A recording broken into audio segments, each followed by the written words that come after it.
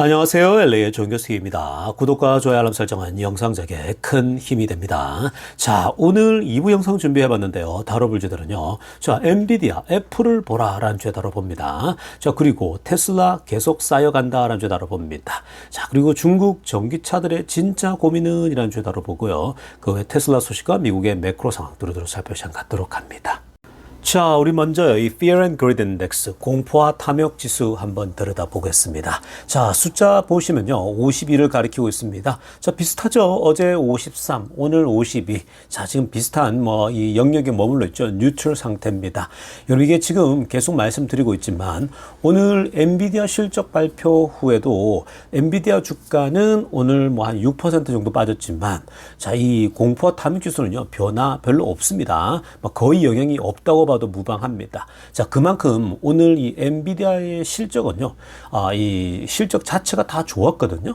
근데 워낙 투자들의 기대감이 워낙 많다 보니까 그것에 대한 이제 어떤 그 기대치가 너무 높은 것에 대한 실망 매물이라고 보면 되겠죠. 자, 그래서 그러한 실망 매물들이 이제 영향을 미쳤지만, 이 전체적으로 엔비디아의 실적은 나쁘지 않았고, 그리고 AI의 여전히 그 강력한 수요는 강력했다라는 것들을 볼 수 있습니다. 자, 그래서 지금 이 Fear and Greed Index, 공포와 탐욕 지수가 보여주는 메시지는 뭐냐면요.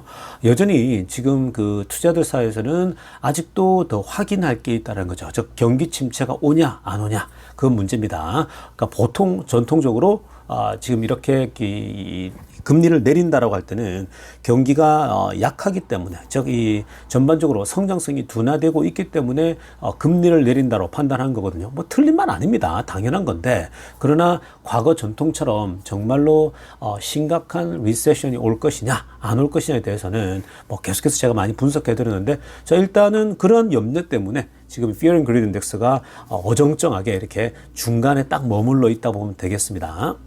자, 지금부터는요, 월가의 핵심 뉴스 살펴보면서 전체 매크로 환경 체크해 보겠습니다. 자, 가장 먼저 살펴볼 소식은요, 엔비디아에 대해서, 자, 오늘 지금 그 실적 발표 후에 주가가 한 6, 7% 떨어졌죠? 자, 그리고 나서 또 많은 언론들의 기사가 쏟아져 나오고 있는데요. 그 중에서도 역시 이 기술주 분석의 대가죠. 이 데나이즈의 얘기 좀 분석 들어보면요, 여러분들이 훨씬 더 이해함이 높고, 그리고 엔비디아에 대해서 앞으로 어떻게 대처해야 할 것인가에 대한 그러한 그런 전략까지도 나오게 됩니다. 자, 먼저 위에 빨간색으로 하나 보시기 바랍니다. 애플 WWDC죠. 자, 여러분, 애플이 지난번 전 세계 개발자 모임이죠. 자, 그 디벨로퍼 컨퍼런스에서 그때 맞추고 나서 반응이 진짜 안 좋았거든요. 그때 애플의 신제품이랄지 미래에 대해서 얘기를 하고 나니까 어떤 반응이 나왔냐. 자, 이 6월 달에 그때 이 반응 자체가 굉장히 시원찮았어요. 거의 부정적이었습니다. 네거티브 했다라는 거죠. 그러니까 이 애플 주가가 그날 좀 밀리면서 좀 별로 안 좋았거든요. 근데 이제 그때 전체적으로 평가 자체가 굉장히 부정적이고 뭔가 혁신이 없다 그랬는데, 그러면서 베어들 있죠. 애플에 대해서 굉장히 안 좋게 보는 이 베어들이 전부 다 나와가지고 했던 얘기가, 야, $190면 충분하다. 주가가 $190면 그냥 최고라고 보면 된다. 그 아래에서 놀 것이다. 이렇게 얘기를 했거든요. 근데 지금 오늘날 어떻습니까? 애플 벌써 오늘만 하더라도 $226 찍고 있거든요. 그러니까 그런 이 분석들, 그런 얘기들을 그냥 비웃기라도 하듯이 자연스럽게 애플은 꾸준하게 상승해서 226까지 올라온 상태입니다. 자, 그래서 여기서 이 지점에서 깨달아야 될 건 뭐냐면요. 과연 애플에 대한 평가가 그렇지만 이 애플을 향한 수요와 그리고 가이던스와 성장성을 보는 게 가장 중요한 거거든요. 자, 그래서 애플이 그때 보시게 되면 디맨드요. 여전히 이 애플 핸드폰의 수요는요, 여전해요. 그게 미친 듯이 줄어들거나 아주 폭락하는 것 아닌 이상은요, 늘 이 대기 수요, 그리고 이 교체 수요라는 게 있지 않습니까? 2년 쓰고 나면 바꾸고, 3년 쓰고 나면 바꾸고, 이러지 않습니까? 보통 어떤 교체 수요가 있는데, 그 사이클이 있는데, 늘 그 사이클에 맞춰서 핸드폰이 사라지지 않는 이상은요, 계속 그냥 쓸 수밖에 없는 거죠. 그래서, 애플의 핸드폰의 수요는 영원할 수밖에 없다. 핸드폰 자체가 스마트폰이 사라지지 않는 이상이죠. 그래서 지금 이 애플의 핸드폰이 계속해서 수요는 아주 견고하고, 그 다음에 가이던스죠. 그때 가이던스 나쁘지 않았거든요. 이 전망에 대한 가이던스도 괜찮았고, 그리고 이제 성장성입니다. 그렇던데, 자, 이 성장성도 뭐 꾸준하게 애플은 그 힘을 보여주고 있잖아요. 그래서 사실 한때 그 1위 자리를 내줬지만, 뭐 그러나 그 이후에 계속 애플이 또 선두 자리를 찾아서 계속 가고 있는 거죠. 그게 애플의 힘이고, 애플의 그 어떤 그 클래스가 영원하다라는 것처럼 애플 생태계가 갖고 있는 그 힘은요, 너무 대단한 거죠. 그래서 사실은 애플을 쉽게 우리가 끝났다, 아니다, 이렇게 얘기할 수가 없습니다. 혁신이나 이런 것들은 없지만요, 그 구축해놓은 그 어떤 생태계가 정말 이렇게 견고하죠. 그러니까 이 스마트폰이라고 하는 이러한 그 아예 이런 이 시대 자체, 스마트폰 시대잖아요. 스마트폰이 없으면 우리가 살 수가 없잖아요. 전화기 자체가요. 그래서 그 전화기 스마트폰 시대가 끝나기 전까지는요, 애플의 제국은 굉장히 오랫동안 지속될 확률이 높습니다. 자, 그러니까 이 애플을 보게 되면 뭘 볼 수 있냐면 초록색으로 하나 보세요. 이 엔비디아는 애플하고 똑같이 갈 수밖에 없다고 봅니다. 자, 이번에 엔비디아 보십시오. 위에 지금 세 가지 영역, 디맨드, 수요, 아주 견고했죠. 인공지능 아주 탄탄했습니다. 뭐 실적도 좋았고, 여전히 인공지능에 대해서는 산업 전반에서 수요가 여전히 견고했고요. 그 가이던스 좋았잖아요. 예측치 다 뛰어넘었거든요. 가이던스. 그 다음에 이제 그로스 성장성입니다. 성장성 여러분 지금 이번에만 120%, 130%, 거의 150% 성장했거든요. 그러니까 이게 지금 이건 여러분 이 정도면 그냥 계속 가야 되는 건데, 워낙 기대가 높고 또 많이 올랐다고 뭐 여러 가지 있다 보니까 지금 좀 내려오는 거거든요. 근데 여러분 지금 이 세 가지가 체크되는 이상, 이 세 가지가 현재 다 완벽히 좋은 이상요, 결국 애플처럼 다 주가가 떨어질 거다 이렇게 예측하더라도 올라가 버립니다. 사실 애플보다 더 좋아요. 이번에 이 엔비디아의 실적은요, 애플보다 월등히 좋거든요. 그렇기 때문에 결국 이 엔비디아는요, 오늘 떨어졌지만 제가 일부 때도 설명드렸죠. 떨어져 있다? 이거는 내일 만약에 더 떨어져 있으면 담으라 그랬죠. 이건 그냥 주워 담으면요, 결국 계속 올라갈 수밖에 없어요. 그래서 굉장히 탄탄한 흐름 보였기 때문에 이 언론들이나 주변의 판단 신경 쓸 필요 없습니다. 결국 강력한 수요, 강력한 가이던스, 강력한 성장이 있는 회사는요, 무조건 올라가게 되어 있습니다. 그래서 내일은요, 떨어진 상태에서 더 담을 수 있는 굉장히 좋은 찬스다라고 다시 한번 말씀드리겠습니다. 자, 이어서 살펴볼 소식은요, 중국에서의 전기차 전쟁. 즉, 중국에서 지금 전기차 판매 전쟁은요, 자, 이제 이 자동차 판매 대수에서 어디로 넘어가고 있냐면, 이제 그 자체 반도체 제작, 이 반도체 싸움으로 넘어가고 있다는 소식입니다. 왜 그러냐면요, 지금 이제 이 전기차를 만들고 있는 회사들이 전부 다 이제 기술, 테크에 포커스를 맞추면서 이런 현상이 나타나고 있는 겁니다. 여러분, 이게 지금 이 일론 머스크가 얼마나 앞서가고 있는지를 대변해주고 있는 거나 마찬가지예요. 머스크가 테슬라에 대해서 자동차 회사가 아니라 우리는 테크놀로지 회사다, 기술 회사다, 인공지능 회사다, 이렇게 얘기를 했잖아요.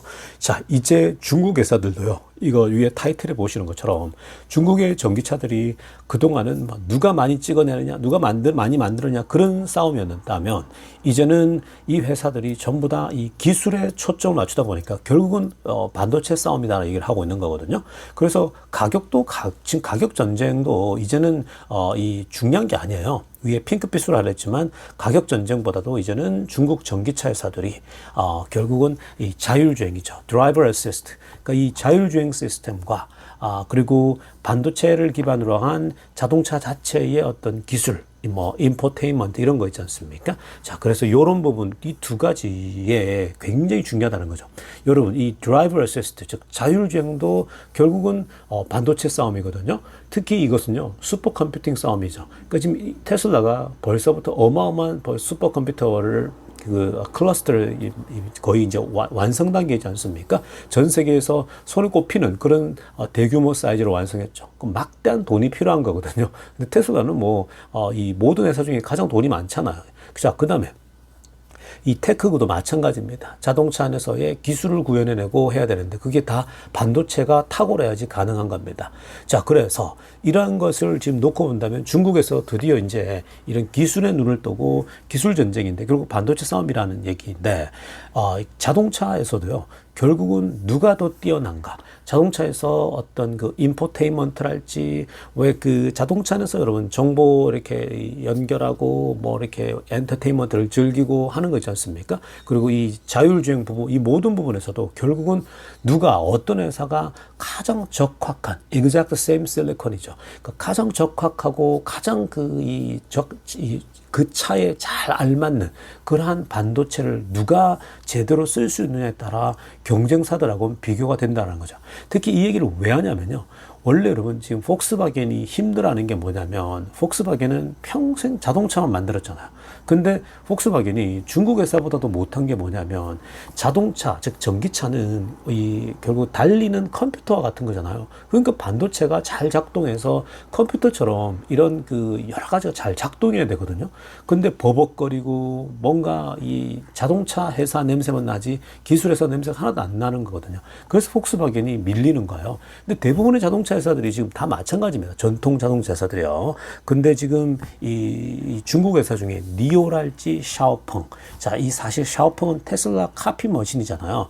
그러니까 니오랄지 샤오펑 같은 경우는 이미 자체 제작한 자동차 반도체를 개발했고 이제 대량 생산할 것이다. 이 얘기를 하지 않았습니까? 본인들이 자체 제작한 소위 반도체를 자기 차에 집어넣겠다는 겁니다. 왜냐하면요. 자기가 직접 제작해야 훨씬 더 이 효율이 극대화돼요. 그 차에 이제 맞으니까요. 그러니까 사실 애플도 자체 반도체 칩을 만들었고 테슬라도 이미 오래전부터 만들었고 이제 중국 회사들은 테슬라를 그대로 따라다 보니까 니오랄지 샤오펑이 오랫동안 나름대로 이제 준비해서 이렇게 하고 있다는 거죠. 그래서 지금 전통 자동차 회사들은 그냥 엔비디아나 퀄컴의 반도체를 쓰고 있단 말이죠. 그냥 그게 의존하고 있죠. 근데 지금 테슬라를 따라하고 있는 샤오펑이나 니오 같은 이런 작은 회사들이 이 자체 반도체를 만들어서 특화시키겠다. 그러니까 자신들이 만드는 전기차가 특별한 모습을 보이겠다. 이렇게 지금 야심을 내비치고 있는 거죠. 그러니까 전반적으로 지금 결국은 이제 어떤 싸움이냐면요. 기술의 싸움이에요. 자, 그런 면에서 보면 사실 테슬라 따라잡기가 만만치가 않아요. 왜냐 이미 테슬라는 기술 회사인 걸 선포했고 인공지능을 이미 다 갖추고 있잖아요. 특히 자율주행은 넘사벽이죠. 여러분 아무리 지금 이 중국의 회사들이 니오랄지 샤오펑이 자체 반도체를 개발했고 자율주행까지도 스스로 막 하려고 하지만 오늘 제가 일부 때 안 본 사람들 보세요. 결국 중국에서 가장 이 자율주행을 잘 만들고 있는 지리자동차와 그리고 이 바이두죠. 바이두가 중국의 빅테크인데 이 둘이가 합세해서 바이두는 막대한 돈을 대고 그리고 그다음 같이 하고 있는 지리자동차가 자동차를 대해서 이 둘이가 자율주행을 개발하고 있다 그랬잖아요. 근데 거기 CEO가 그 얘기 하지 않았습니까? 앞으로 중국에서 자율주행을 확실히 완성할 수 있는 회사는 테슬라와 세 개밖에 없다 그랬잖아요. 테슬라와 바이두와 미국에게 이 굉장히 이 고난을 받고 있던 그 또 핸드폰 회사죠. 그러니까 이 세 개의 회사 빼고는 할 수가 없는데 그게 막대한 자금 때문이라고 그러지 않았습니까? 그런 면에서 보면 니오와 샤오펑이 한계가 있지 않을까. 자율주행을 제대로 개발하는데 뚜렷한 한계가 나타날 수 있다는 점에서 보면 테슬라가 결국은 가장 독보적이다라고 말할 수밖에 없습니다. 자금, 돈과 기술력을 다 갖고 있죠. 그리고 테슬라의 자율주행 기술이 가장 압도적입니다. 그러니까 결국은 이 테슬라 앞에 다 또 이 라이센스를 달라고 하는 그런 시대가 오게 될 겁니다. 자, 이어서 살펴볼 소식은요, 중국 관련된 소식입니다. 자, 지금 중국의 이 경제 사정이 정말 어렵다는 걸 우리 잘 알고 있습니다. 지금 그 중국의 GDP 성장률, 경제 성장률이요, 계속해서 지금 예상치가 내려가고 있습니다. 지금 아래쪽에 보시기 바랍니다. UBS에서 현재 중국의 성장률을요, 올해 4.6% 성장할 것이라 보았습니다. 기존에 그 올해 초에 예상할 때는요, 4.9% 거의 5% 정도는 할 것이라고 봤는데, 이제는 5%에서 더 내려와서 4.6 정도, 혹은 4.5까지 정도 본다 이렇게 얘기 나온 겁니다. 그러니까 계속 내려가고 있는 중이죠. 내년은요 더 떨어지고 있습니다. 내년에는 4% 정도까지 떨어질 것을 보고 있어요. 자, 그러니까 정말 어려운 거죠. 기존에 4.6을 예상했다가 4%입니다. 그러니까 뚜껑을 열어보니까 중국의 경제 사정이 너무나도 더 안 좋은 거예요. 그러니까 예상했던 것보다 더 심해요. 그리고 생각보다 회복이 안 됩니다. 사실 그 올해 초에 중국이 오픈할 때만 하더라도 이제 코로나에 벗어나고 중국이 완전히 도약할 거다라고 예상을 했는데, 자, 완전히 지금 다 무너지고 있죠. 생각보다 중국이 거의 중국이야말로 리세션이고 이 소위 디프레션에 빠지는 굉장히 안 좋습니다. 그러니까 지금 중국이 여러분들 아시겠지만 이 왼쪽이 데이터도 한번 보십시오. 이게 지금 홈세일이거든요. 중국의 홈세일 슬럼프가 계속되고 있다는 거예요. 한번 보십시오, 여러분. 그냥 지금 전부 다 아래쪽에 있죠. 22년도부터 해가지고 계속 바닥에 있습니다. 23년도 잠깐 1, 2, 3월 정도 반짝했지. 나머지는 보십시오, 여러분. 그냥 계속 떨어져 있죠. 지금 일시적으로 부양하고 뭐 이래가지고 올라온 건데 거의 그냥 지금 몇 년째 이러고 있습니다. 근데 이게 지금 답이 보이질 않을 정도죠. 중국 같은 경우는 워낙 그 전체 경제 구조에서 한 40% 이상이 부동산이잖아요. 그러니까 부동산 산업으로 다 먹고 살다 보니까 부동산이 무너지니 지금 뭐 지방 정부도 그렇고 전체가 다 지금 재정 적자와 재정이 너무 어렵죠. 그러니까 사실 이 중국 자체가 거의 일본처럼 잃어버린 30년, 혹은 러시아를 닮아가고 있다. 옛날 그 소련처럼 여러 첨단 기술에만 집중하고 전체적인 다른 쪽은 다 무너지고 있다. 뭐 이런 얘기 나오거든요. 가난해지는 거죠, 나라가. 그러니까 이게 지금 시진핑이가 자초한 일입니다. 그러니까 경제 원리에 과도한 그런 어떤 그 이데올로기를 접목시켜 버리면요, 굉장히 위험해집니다. 그래서 아주 지금 중국이 어려워지고 있는데, 사실 여러분, 중국이 이렇게 어려워진다라고 하는 건요, 결국은 이 국민 그 국가에서 이 사람들은 열심히 뛰고 싶어 하는데 결국 이 공산당 정부가 문제잖아요. 자, 그래서 이건 사실 대한민국에게는 유리하죠. 대한민국에는 오히려 굉장히 좋은 찬스가 오고 있는 겁니다. 뭐 일본은 이미 많이 뒤처져 있던 거고, 그 중국과 우리가 산업이 이제 계속해서 겹쳐지는 부분이 있었는데, 이렇게 지금 중국이 힘들어하는 건요, 사실 한국에는 또 기회가 오고 있다, 이렇게 볼 수가 있겠습니다. 자, 지금부터는요, 테슬라 소식 집중적으로 들여다보겠습니다. 자, 가장 먼저 살펴볼 소식은요, 자율주행 소식부터 들여다보겠습니다. 자, 오늘 뭐 중국 쪽에서 그 자율주행 권위자라고 할 수 있는 사람이 결국 중국에서 자율주행 강자로 남을 사람은, 승자는 세 개밖에 없다라고 말씀드렸죠. 자, 오늘 1부 때 아주 자세하게 설명해 드렸는데, 테슬라와 그리고 바이두와 화웨이만 남을 것이다 라고 얘기를 드렸습니다. 자, 그 자체가 굉장히 테슬라에겐 뭐 어마어마한, 사실은 이 굉장히 좋은 소식이죠. 자, 그런데 뭐 실제 그게 틀린 게 아니고요. 자, 지금 이 테슬라가 이번에도 자율주행을요, HW3, 자, 그러니까 이전 버전이죠. 지금 현재 최신 버전은 HW4인데, HW3 과거에 사용하고 있던 테슬라 자동차 소유주들에게 다시 테슬라 FSD 12.5.15 가장 최신 버전이 업데이트 됐다. 여기도 이제 적용이 된다라고 다 처리가 됐습니다. 그래서 굉장히 많은 이 12.5.15 최신 이 자율주행이 기존 그 소유주들에게도 다 뿌려졌다라고, 그리고 지금 현재 다운로드 받고 있다라고 얘기를 했거든요. 그 아래쪽에도 나오지만 FSD 12가 업그레이드 되어서 현재 도시와 그 시티 스트릿과 그리고 드라이빙 스택입니다. 그러니까 하나로 다 엮여집니다. 프리웨이와 도시까지 이제는 원 스택, 싱글 스택으로 다 하나가 돼서 엔투엔투 방식으로 간다라는 거죠. 결국 엔투엔투는 결국은 전부 다 인공지능이 시작부터 학습부터 해서 판단까지, 추론까지 다 해서 결국은 다 컴퓨터가 결정한다라는 거죠. 그럼 이게 말 그대로 진짜 인공지능이고 리얼 라이프죠.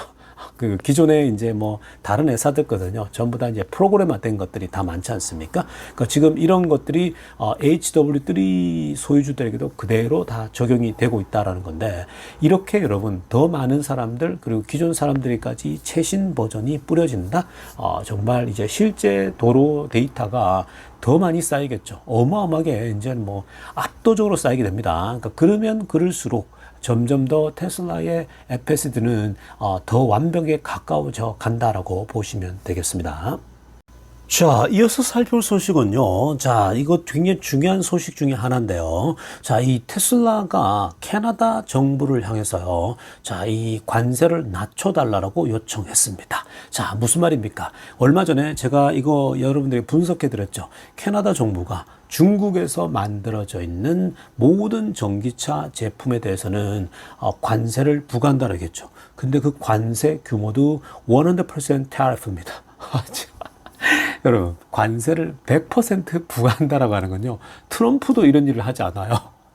여러분, 기억납니까? 트럼프의 중국을 향한 그 공격, 중국에 대해서 때릴 때 보통 관세 정책을 쓰지 않았습니까? 그때 관세를 뭐 보통 뭐 60% 때린다, 뭐 80% 때린다, 굉장히 그 이제 협박처럼 이렇게 했거든요. 그래서 일단 무섭게 그 관세를 가지고 공격한 다음에 저 사람들이 꼬리를 낮추고면 낮춰주는 방식으로 가지 않았습니까? 60% 관세 매기겠다 그러면 저기서 이제 협상 카드 들고 나오면 뭐 30%로 낮춘다든지 뭐 40%로 내린다, 20%까지 내린다 이렇게 움직였거든요. 그게 이제 트럼프의 방식이었는데, 자, 그런데 캐나다는요, 중국에 대해서 아예 대놓고 100% 관세를 매기겠다고 합니다. 이게 지금 말이 되는 겁니까? 여러분, 100% 관세를 매긴다라고 하는 건요, 가격이 기존 이제 팔고 있는 가격에서 2배로 뛴다는 얘기거든요. 중국에서 파는 거는. 이 말은 무슨 말이냐면, 야, 너네 그냥 팔지 마. 이 얘기고요. 야, 니네 중국에서 만든 거 지금 북미 지역에 진출하려고 하는데, 야, 니네 팔지 마. 이 얘기거든요. 캐나다에는 아예 발 디딜 생각하지 말라라는 거예요.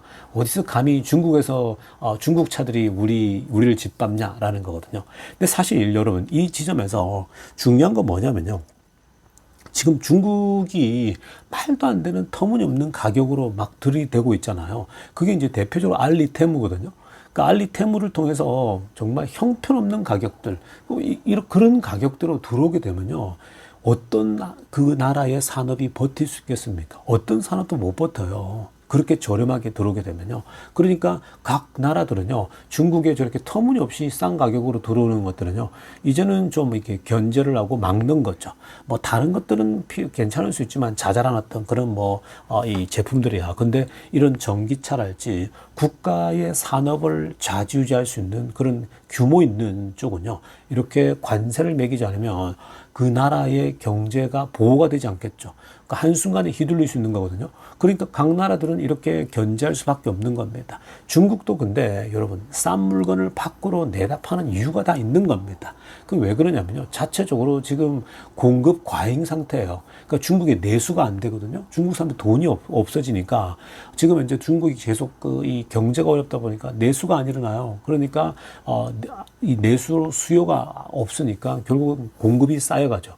그 공급은 어마어마합니다. 그래서 공급 과잉이 일어난 거예요. 그러니까 그걸 밖으로 돌려서라도 팔아야 되는 거죠. 어떻게든 처리하는 것이 좋다고 보는 겁니다. 그래서 알리테무란 플랫폼을 통해서 밖으로 내다 팔고 있는 중이거든요. 근데 지금 이런 식으로 이제 관세가 들어온다? 이렇게 되면 중국이 곤란해지는 거죠. 캐나다 같은 경우는 100% 매겼다는 건요. 니네 들어오지 마, 중국산은 이 말입니다. 자, 그런데 여기에 테슬라가 같이, 자, 캐나다가 던진 돌멩이에, 자, 이 테슬라도 영향을 받는 거죠. 그 테슬라도 중국에서 만든 거를 캐나다로 갖고 들어오잖아요. 그러니까 실제로 미국에서 소위 인플레 감축법안을 통해 가지고 좀 이 7,500달러를 주는 데 있어서 중국 제품은 안 된다 그랬잖아요. 중국에서 만든 거는. 그러다 보니까 일론 머스크가 어떤 전략을 썼냐면은 중국에서 만든 거 미국으로 보내던 거를 캐나다로 보내고 뭐 그렇게 전략을 썼잖아요. 그러니까 이렇게 되면 지금 골치 아픈 거죠. 테슬라도 영향을 받는 겁니다. 중국에 만든 걸 전부 다 보내는 건 아니지만 어찌됐건 중국으로 보내고 있는 물건들의 영향을 받는 건 사실인데, 자, 이게 지금 법 적용이요. 관세가 10월 1일부터 적용된다고 합니다. 모든 전기차, 중국으로부터 오는 모든 전기차에겐 다 적용된다는 거예요. 사실 최근에 이 중국 회사들이 캐나다나 미국에 진출하려고 진짜 애를 쓰고 있거든요. 남미를 공략하고 있죠. 중미도 공략하고 있죠. 이제는 캐나다와 미국만 공략하면 되는데, 근데 미국과 이 캐나다는요, 이게 그냥 용납해주기 싫은 거죠. 그래서 관세로 이제 막고 있는 거고, 미국은 IRA 법안을 통해서 막고 있는 건데, 근데 여기 테슬라가 같이 지금 현재 고래 싸움에 새우등 트듯이 지금 막고 있는 거거든요. 그러니까 지금 머스크가 테슬라 측에서 직접 요청했어요. 캐나다에게 관세를 유예해달라, 우리에게 낮춰달라 얘기한 겁니다. 얼마 전에 유럽에서도 똑같은 일이 있었잖아요. 근데 유럽에서 테슬라는 9%로만 적용해줬죠. 그러니까 충분히 가능한 얘기입니다. 왜냐하면 테슬라는 미국 회사거든요. 미국 회사가 중국에서 만드는 거를 완전 중국 회사 거다, 뭐 이렇게 얘기할 수 없으니까 중국 국적에 있는 회사들은 그대로 고관세를 하지만 우리는 이제 봐달라고 요청한 거거든요. 아마 이게 테슬라에 대해서는요, 또 차별 적용이 될 겁니다. 그래서 너무 염려하지 않아도 될 것 같습니다.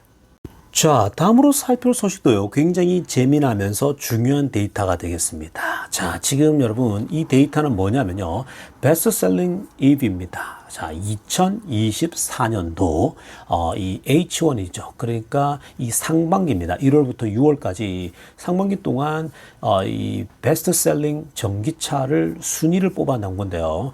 자, 이 지역을 한정시켰어요. 전 세계가 아니라 미국, 유럽, 차이나입니다. 자, 가장 전기차가 많이 팔리고 있는 나라가 중국이고 2등이 유럽이고 그다음 미국이거든요. 자, 그 순서대로 보면 이번에 중국에서 1등한 전기차, 가장 많이 팔린 차가 모델 Y입니다. 자, 별표 쳤지만 압도적인 넘버원이었죠. 우리가 중국에서 데이터 제가 어저께 다 분석해드렸죠. 그래서 얼마나 이 테슬라의 모델 Y와 3, 즉 프리미엄 레벨에서 얼마나 압도적인지는 정말 이 다른 회사와 비교할 수 없을 정도로, 특히 BYD 같은 경우는 지금 중국에서 이번에 2등 했거든요. C거리. 그리고 3등은 유안 플러스라고 BYD가 3등 했는데 자국의 나라죠. 근데 우리 어제도 데이터를 통해서 보셨지만 확실히 이 프리미엄 자동차 세계에서는 테슬라가 모델 Y3로 압도적인데, 저렴한 자동차 있죠. 뭐 10,000불, 20,000불 정도 되는 이 정도 저렴한 자동차에서는 BYD가 물량 공세로 가장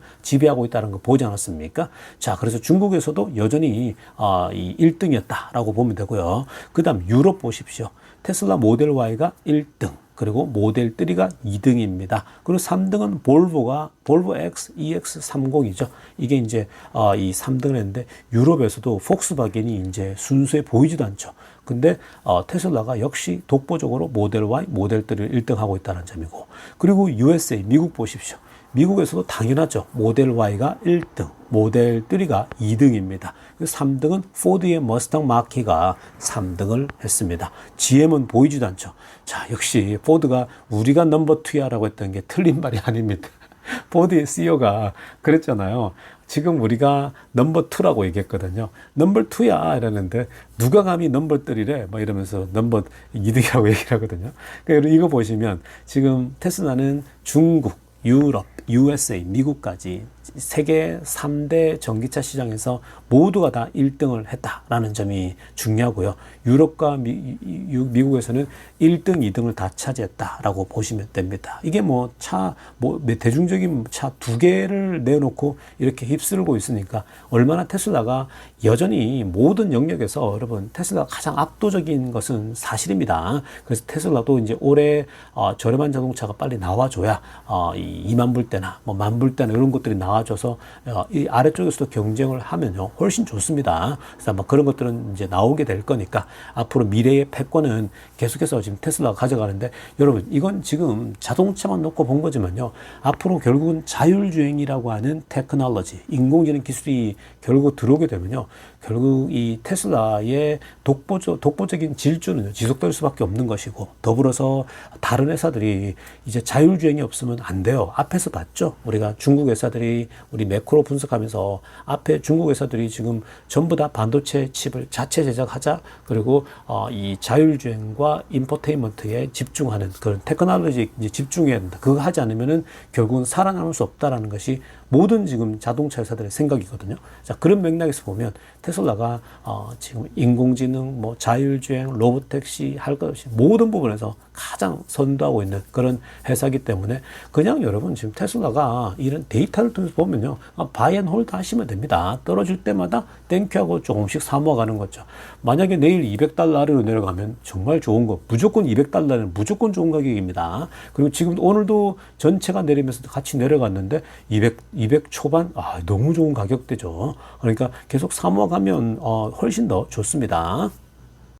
자, 여러분, 오늘 2부 영상은 이쯤 하도록 하겠습니다. 자, 내일 주식시장 재밌게 올라갈 텐데요. 잘 보시면서 여러분 잘 찬스, 바이 앤 홀드 할 수 있는 좋은 찬스 잡을 수 있기를 바라면서 오늘 영상 여기까지 할게요. LA 정교수TV였습니다.